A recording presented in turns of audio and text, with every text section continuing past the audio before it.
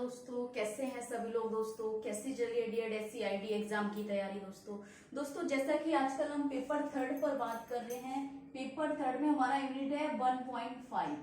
आज का जो टॉपिक रहेगा हमारा पेपर थर्ड से यूनिट 1.5 रहेगा, ठीक है, जिसमें टॉपिक है हमारा रेनफोर्समेंट प्रिंसिपल्स एंड टाइप्स। अब देखिए दोस्तों, रेनफोर्समेंट के बारे में जानेंगे हम। टीचिंग के टाइम में जब हम स्पेशल चिल्ड्रंस के साथ कार्य कर रहे हैं, उनको प्रशिक्षण दे रहे हैं, तो उस टाइम पर रेनफोर्समेंट हमें कैसे काम करेगा, है ना। इसके आगे की यूनिट इसलिए नहीं कराई, पहले इसको ज्यादा समझना बेटर रहेगा, उसके बाद हम आगे की यूनिट्स करते हैं, ठीक है। तो दोस्तों देखिए, रेनफोर्समेंट क्या है। रेनफोर्समेंट का अर्थ है दोस्तों पुनर्वलन, ठीक है ना। पुनर्वलन या सुदृढ़ीकरण करना, ठीक है ना, या एक प्रकार का उपहार देना, गिफ्ट देना, रेनफोर्समेंट है। किसी खुशी के लिए या किसी को प्रेरित करने के लिए या किसी क्रिया को अनुक्रिया में बदलने के लिए, ठीक है ना। तो दोस्तों रेनफोर्समेंट है ना, इस यूनिट में हमसे पूछा गया है रेनफोर्समेंट के बारे में। इसका अर्थ बताना है हमको, एक परिभाषा बतानी है, इसके प्रकार बताने हैं और इसके प्रिंसिपल यानी कि सिद्धांत बताने हैं। लेकिन आपका एग्जाम में जो क्वेश्चन आता है, आपका पुनर्वलन को परिभाषित करते हुए उसके सिद्धांतों को बताइए और उसकी अनुसूचियों को बताइए, ठीक है ना। अनुसूची, इसकी 2 अनुसूची है, वो आगे करेंगे, ठीक है ना। तो दोस्तों आज हम केवल करेंगे रेनफोर्समेंट क्या है, रेनफोर्समेंट के प्रकार कौन कौन से हैं और रेनफोर्समेंट के प्रिंसिपल्स यानी कि उसके सिद्धांत कौन कौन से हैं। सबसे पहले रेनफोर्समेंट को जान लेते हैं। इसका अर्थ क्या है कि दोस्तों, वह घटना जिससे उस अनुक्रिया की होने की संभावना भविष्य में बढ़ जाती है उसे पुनर्वलन कहते हैं। यानी कि एक ऐसी घटना या वह घटना जिसके घटने से क्या अनुक्रिया की होने की संभावना बढ़ जाती है। अनुक्रिया का मतलब है किसी भी घटना में, किसी भी घटी हुई घटना में किसी बच्चे के द्वारा की गई क्रिया वांछनीय रूप से हो तो अनुक्रिया होने की संभावना बढ़ जाती है। अनुक्रिया का मतलब है आगे उसी क्रिया को बढ़ने की संभावना बढ़ जाती है भविष्य में, उसे पुनर्वलन कहते हैं। माना कि किसी बच्चे ने वांछित व्यवहार किया, वांछित का मतलब है अडप्टिव बिहेवियर किया उसने, मतलब जैसे कि हम सभी जानते हैं हमारे विशेष आवश्यकता वाले जो बच्चे हैं उनके अंदर समस्यात्मक व्यवहार पाए जाते हैं। तो वहां पर अगर हमारा रेनफोर्समेंट होगा या किसी भी समस्यात्मक व्यवहार को ले लीजिए, उसके कम करने के लिए समस्यात्मक व्यवहार को और कौशल व्यवहार को बढ़ाने के लिए हम रेनफोर्समेंट का अगर प्रयोग करें, अगर बच्चे ने किसी भी वांछनीय व्यवहार को किया यानी कि कौशल व्यवहार को, किसी भी घटना के समय उसमें ऐसी घटना घटी कि उसने कौशल व्यवहार को करा, उस कौशल व्यवहार को अनुक्रिया होने की संभावना को भविष्य में बढ़ जाती है, वह पुनर्वलन है। जिसके द्वारा यानी कि किसके द्वारा, पुनर्वलन के द्वारा उसने उस क्रिया की होने की संभावना भविष्य में बढ़ जाती है। यानी कि ऐसी घटना, वांछनीय व्यवहार तब बढ़ा जब उसको पुनर्वलन दिया गया, तो वह घटना जिससे अनुक्रिया होने की संभावना भविष्य में बढ़ जाती है। यानी कि उस वांछनीय व्यवहार को भविष्य में बने रहना या बढ़ाने के लिए जो बढ़ जाती है, यानी भविष्य में क्रिया करने के लिए एक संभावना बढ़ जाती है, वह क्या है, पुनर्वलन है। सीधे रूप में ऐसे बेसिकली अगर मैं आपको बताऊं कि क्या है पुनर्वलन, पुनर्वलन एक ऐसी चीज है कि किसी व्यक्ति को हम किसी चीज का लालच देंगे। लालच का मतलब समझ रहे हैं। अब लालच इस तरीके का ना हो गया, हम कोई भी गलत काम करा रहे हैं उसे लालच दे रहे हैं। अगर वह एक सकारात्मक कार्य कर रहा है, अगर सकारात्मक कौशल कर रहा है, पॉजिटिव बिहेवियर कर रहा है, ठीक है ना, अडेप्टिव बिहेवियर कर रहा है, हम उसको एक मोटिवेट करने के लिए किसी भी चीज का एक उपहार के रूप में, है ना, उपहार के रूप में कोई वस्तु हो गई, खाने की चीज हो गई, उनके मनपसंद एक्टिविटी हो गई, किसी भी चीज को देते हैं तो बच्चा उस लालच में किसी भी वांछनीय व्यवहार को करता है। तो दिया हुआ जो लालच या प्रेरित या उपहार क्या है, पुनर्वलन है, ठीक है ना। अब आप समझ गए होंगे पुनर्वलन क्या है। तो दोस्तों कह रहे हैं ये किसी वांछनीय व्यवहार को बढ़ाने के लिए प्रेरित किया क्रिया या घटना है। यानी कि पुनर्वलन या सुदृढ़ीकरण क्या है, ये क्या है, ये किसी वांछनीय व्यवहार को बढ़ाने के लिए प्रेरित क्रिया या घटना है। यहाँ पर वांछनीय व्यवहार भी हो सकता है, कोई कौशल भी हो सकता है, ठीक है ना। यहाँ केवल वांछनीय व्यवहार लिखा है या कौशल भी आप कह सकते हैं, किसी भी कौशल को बढ़ाने के लिए, है ना, और या उसके लिए प्रेरित करने के लिए दिया हुआ क्या है, क्रिया है या घटना है पुनर्वलन, ठीक है। ठीक है। फिर कह रहे हैं पुनर्वलन दो पर्यावरणीय घटनाओं, यानी कि इसकी पुनर्वलन क्या है, दो पर्यावरणीय घटनाओं, यानी कि वातावरण के अंदर, वातावरण कक्षा भी हो सकती है, हमारा क्लासरूम भी हो सकता है, घर पे भी हो सकते हैं, कई खेल के मैदान में भी हो सकते हैं, ठीक है। तो पर्यावरणीय घटनाओं, एक तो व्यवहार प्रतिक्रिया, यानी कि जिस प्रकार से व्यवहार की प्रतिक्रिया होगी, यानी कि आप बच्चा जो है किसी भी प्रकार से अपने व्यवहार को प्रदर्शित कर रहा है तो एक व्यवहार की प्रतिक्रिया। दूसरा घटना या उत्तेजना का परिणाम, यानी कि घटना या उत्तेजना का परिणाम के बीच का संबंध का वर्णन करता है, यानी कि उन दोनों के बीच, मतलब एक उत्तेजना है, यहाँ पर घटना है जहाँ पर पुनर्वलन दिया जा रहा है और उसका परिणाम क्या है, व्यवहार या प्रतिक्रिया जो दर्शा रहा है, उसके बीच का संबंध जो है वर्णन करता है कौन, पुनर्वलन। जो प्रतिक्रिया या पालन करता है, संबंध को पुनर्वलन तभी कहा जा सकता है जब परिणाम के परिणाम स्वरूप प्रतिक्रिया बढ़ती है, यानी कि किसी भी संबंध को हम तभी पुनर्वलन कह सकते हैं, अगर कोई भी संबंध यहाँ पर ये हुआ, इस संबंध को तभी पुनर्वलन हम कहेंगे जब क्या होगा, जब परिणाम के परिणाम स्वरूप प्रतिक्रिया बढ़ती है, यानी कि किसी भी कार्य के बढ़ने की संभावना बढ़ती है, ठीक है ना। फिर कह रहे हैं या अपनी दर को बनाए रखती है, यानी कि अपनी दर को, यानी कि वह कम ना हो ना खत्म हो, अपनी दर को बनाए रखे, ठीक है ना।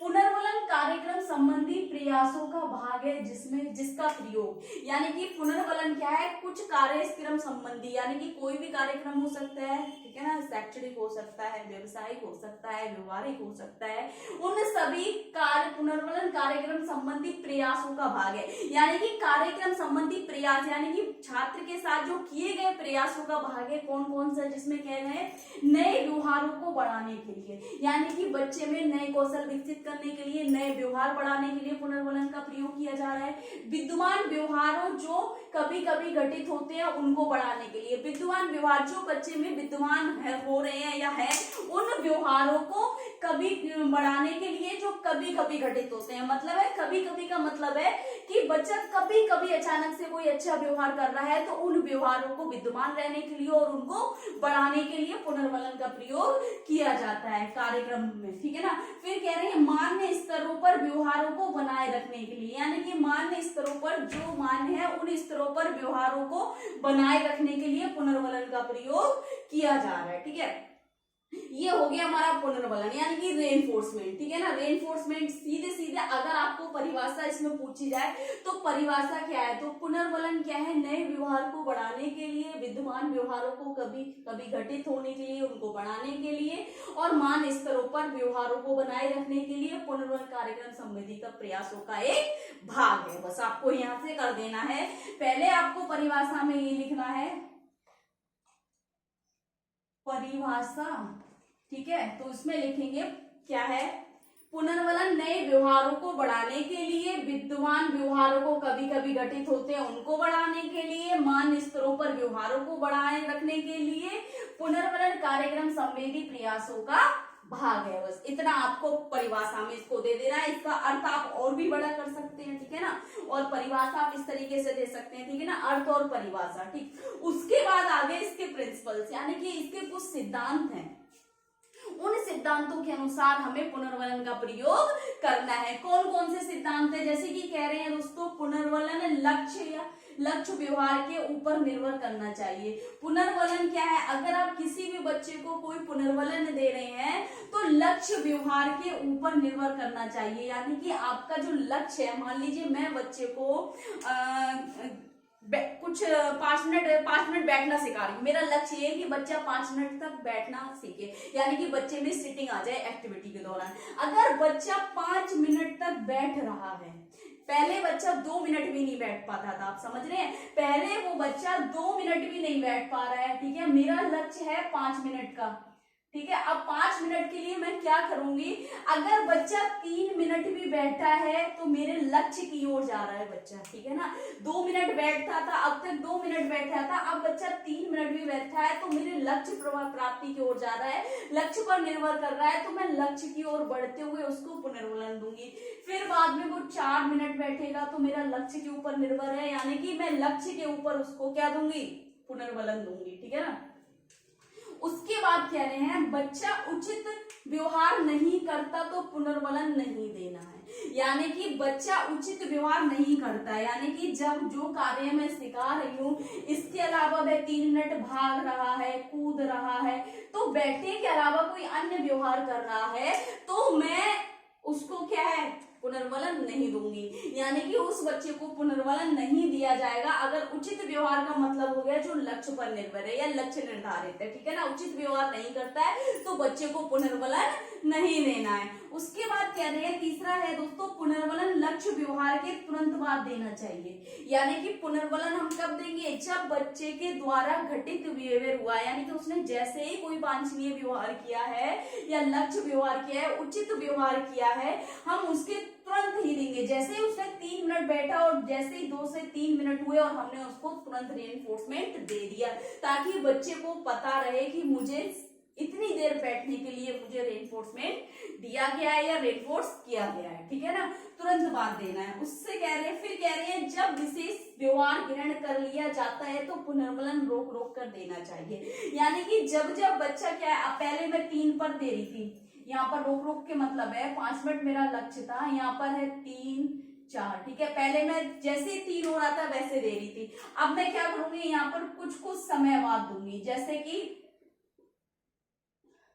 यहाँ पर मैं दे रही थी 3 पे, अब मैं 3 पे नहीं दूंगी, अब मैं यहाँ पर दूंगी 3 के बाद, जब बच्चा 3 मिनट के बाद तक बैठेगा, ठीक है ना।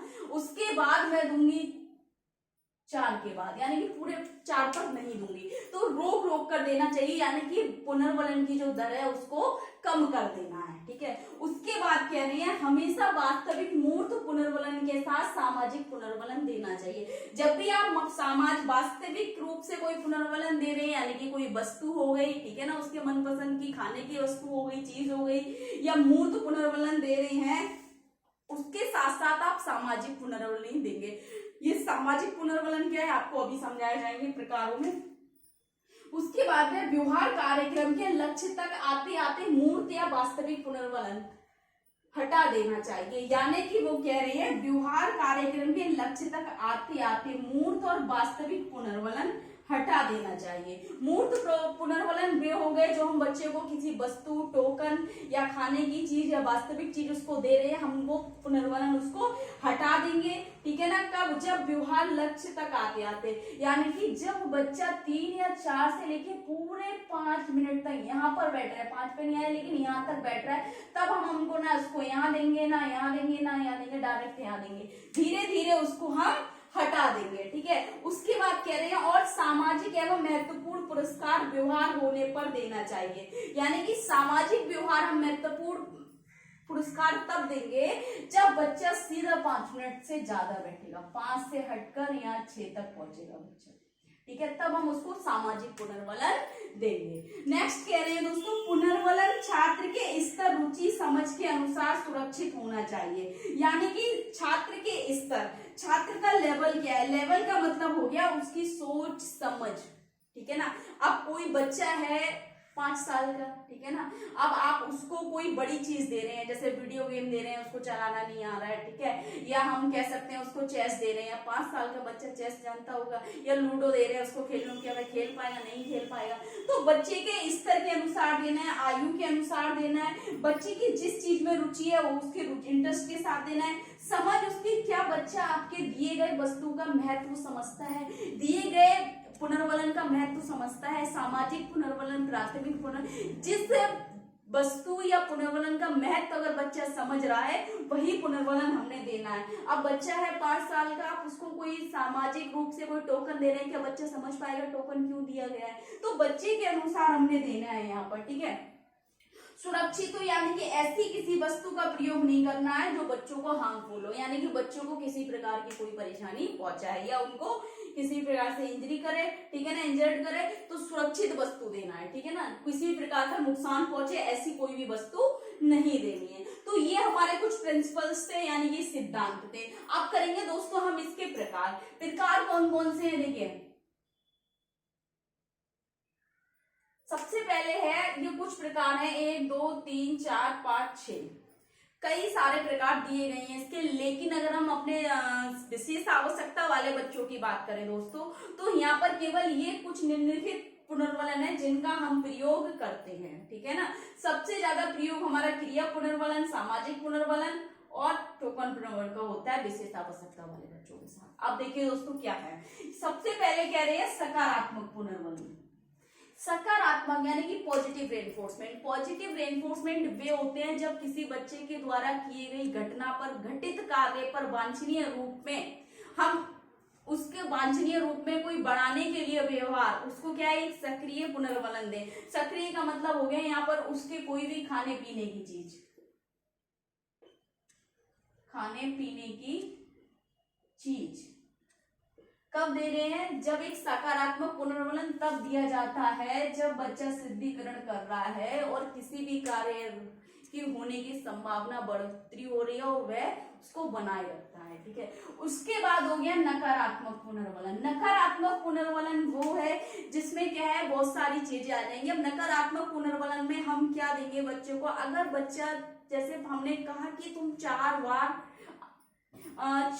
किसी वस्तु को उठाकर दूसरे स्थान पर रख कर आओ, एक्टिविटी चल रही है। अगर वह 4 से 2 बार कर रहा है, 3 बार कर रहा है, अगर वो नहीं कर रहा है, यहाँ पर हम उसको टाइम आउट, इग्नोरिंग, ठीक है ना, टाइम आउट करेंगे, उसको इग्नोरिंग करेंगे। उसको लगे कि मुझे कुछ किया जा रहा है, लेकिन एक दंडित रूप में हम उसको लिए फॉलो करेंगे बच्चे पर, जिससे क्या है, बच्चे को ये पता चलता रहेगा कि मैं एक्टिविटी के दौरान जो गलती कर रहा हूं वहां पर मुझे थोड़ी देर के लिए हटाया तो जा रहा है, एक्टिविटी से हट रहा है, उसको पुनर्वलन मिल रहा है, लेकिन एक वो दंड के रूप में मिल रहा है उसको पुनर्वलन, यानी कि टाइम आउट कर दिया कि तुम एक्टिविटी से बाहर हो जाओ, ठीक है। थोड़ी देर इग्नोर किया जा रहा है, उस टाइम वो अपनी मौज मस्ती कर रहा है, तो पुनर्वलन दिया जा रहा है, दंड के रूप में दिया जा रहा है, तो वो नकारात्मक पुनर्वलन है, ठीक है।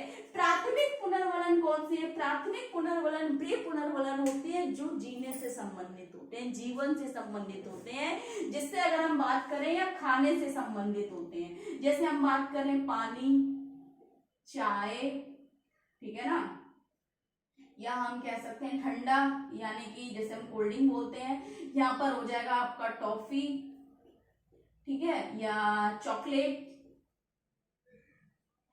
ठीक है, बिस्किट, ये सारी चीजें, ठीक है। यहाँ पर बच्चे को, और थोड़ी थोड़ी मात्रा में जब भी बच्चा कोई कार्य कर रहा है, और ये चीज हम प्राइमरी वाले लेवल पर ज्यादा करते हैं कि बच्चे को अगर किसी भी चीज का महत्व नहीं है, सकारात्मक पुनर्वलन का महत्व समझ नहीं आ रहा है, नकारात्मक पुनर्वलन का महत्व समझ नहीं आ रहा है, प्राथमिक पुनर्वलन खाने जैसी संबंधित होती हैं, वास्तविक रूप से जो दिखाई देती हैं उन्हें, तो इसका जैसे कि हम सभी जानते हैं खाने का सेंस हर व्यक्ति को, चाहे वो स्पेशल है चाहे वो नॉर्मल है, हर व्यक्ति को खाने का सेंस होता है, तो ये वाला हम बहुत ज्यादा यूज करते हैं बच्चों के साथ, है ना। तो प्राथमिक पुनर्वलन वह पुनर्वलन है जो वास्तविक रूप से है, मूर्त रूप से है और खाने की वस्तुओं से संबंधित है, ठीक है। उसके बाद आ गया आपका क्रिया पुनर्वलन। क्रिया पुनर्वलन ऐसा पुनर्वलन है जो किसी क्रिया पर आधारित होता है जो बच्चे के रुचि के अनुसार निर्धारित की गई हो, यानी कि जब बच्चा कोई कार्य, अच्छा कार्य करता है, तो हम बच्चे को ये वाला पुनर्वलन ना दे करके उसको किसी उसकी मनपसंद की एक्टिविटी, जैसे बच्चे को साइकिल चलाना पसंद है, अगर बच्चे ने कक्षा में अच्छे से परफॉर्मेंस दी या अच्छे से एक्टिविटी की, तो 5 मिनट के लिए हम उसको साइकिल चलाने के लिए देंगे, ठीक है ना, 5 मिनट में डांस करने के लिए देंगे। उसके मन की कोई भी ऐसी एक्टिविटी होगी जिसमें क्रिया होगी बच्चे के अनुसार, बच्चे के रुचि के अनुसार, इच्छा के अनुसार क्रिया दी जाएगी, वह क्रिया पुनर्वलन है, ठीक है। उसके बाद आ गया सामाजिक पुनर्वलन। सामाजिक पुनर्वलन वे पुनर्वलन है जो सामाजिक शब्दों से संबंधित है, जैसे अच्छा, बहुत अच्छा, वेरी गुड, एक्सीलेंट, है ना, या बहुत अच्छा किया, शाबाश हम बोल सकते हैं, वेरी गुड, बहुत अच्छा किया, एक्सीलेंट हो गया, और हम उसको क्लैप भी कर सकते हैं। ये क्या है, हमारे सामाजिक पुनर्वलन है जो हम शाब्दिक रूप से उनको एक अभिव्यक्ति के रूप में प्रदान करते हैं, ठीक है ना, सामाजिक पुनर्वलन हो गए। उसके बाद हो गया टोकन पुनर्वलन। टोकन पुनर्वलन क्या है, वे पुनर्वलन है जो हम किसी वस्तु से देकर संकेत करते हैं उसकी श्रेणी का, जिसमें हमारे बहुत सारे टोकन का मतलब हो गया, यहाँ पर चित्र होंगे, ठीक है ना, संकेत होंगे, ठीक है, चित्र, संकेत, चित्र में हो सकता है कोई फ्लावर्स का चित्र हो गया, ठीक है ना, या कोई एक्सीलेंट का चित्र हो गया, या वेरी गुड का हो गया, या बेस्ट का साइन हो गया यहाँ पर, और इसमें भी क्या होगा, स्माइली होगी, ठीक है ना, सैडनेस होगी। तो इस तरीके से हम उनको टोकन दे सकते हैं। टोकन पुनर्वलन में भी एक प्रतिक्रिया है कि अगर बच्चा गलत कर रहा है तो हम उसको टोकन उसी प्रकार का देंगे, अगर बच्चा अच्छा कर रहा है तो उसको हम टोकन पॉजिटिव देंगे। इस तरीके से ये पुनर्वलन के प्रकार है दोस्तों, जो हमें बच्चों के स्तर और रुचि और समझ के अनुसार यूज करने होते हैं हर पुनर्वलन। लेकिन सबसे ज्यादा जो पुनर्वलन हमारा पूछा जाता है परीक्षा में वो ये 3 पुनर्वलन आते हैं। इन 3 पुनर्वलन को अच्छे से याद कर लो और बहुत अच्छे से ये कम से कम आपको देखो एक नंबर के लिए ये प्रकार इसके, ठीक है ना, और 2 नंबर के लिए इसकी परिभाषा। इस टॉपिक से मैं आपको बता रही हूँ एग्जाम में कितना आएगा, 2 नंबर की परिभाषा, 1 नंबर के प्रकार हो गए आपको, और पूरा जो इसमें आता है रेनफोर्समेंट हमेशा लॉन्ग में पूछा गया है। 10 नंबर में एक आपको मतलब मिलेगा, या तो उसमें आते हैं ना आपको बहुत 3 2 अब तो 2 आते, पहले 3 आते थे, 2 क्वेश्चन दिए होंगे, दोनों में से एक करना होता है, ठीक है। तो एक हमेशा पुनर्वलन का पूछा जाता है जिसमें आपको अर्थ, परिभाषा, प्रकार और सिद्धांत सारे करने होते हैं 250 शब्दों में। आपको करना कैसे है, हर पुनर्वलन को आप डिटेल में बताएंगे, इसके सिद्धांतों को डिटेल में बता सकते हैं, और अर्थ को थोड़ा बढ़ा सकते हैं, परिभाषा को आप बता सकते हैं, ठीक है। तो इस प्रकार से आपका क्वेश्चन ये पूछे जाने वाला है। बाकी बहुत ही ज्यादा मोस्ट इंपोर्टेंट क्वेश्चन है ये जो टॉपिक में आपका आया है, और ये आने के कम से कम 99% चांसेस हैं इसके एग्जाम में। बाकी कुछ समझ नहीं आ रहा है, कुछ डाउट लग रहा है तो कमेंट बॉक्स में जाके कमेंट करें, ज्यादा से ज्यादा वीडियो लाइक करें, चैनल को सब्सक्राइब करें, बेल आइकन को प्रेस कर दें ताकि नेक्स्ट आने वाली वीडियो आप तक पहुंचती रहे दोस्तों। Thank you so much.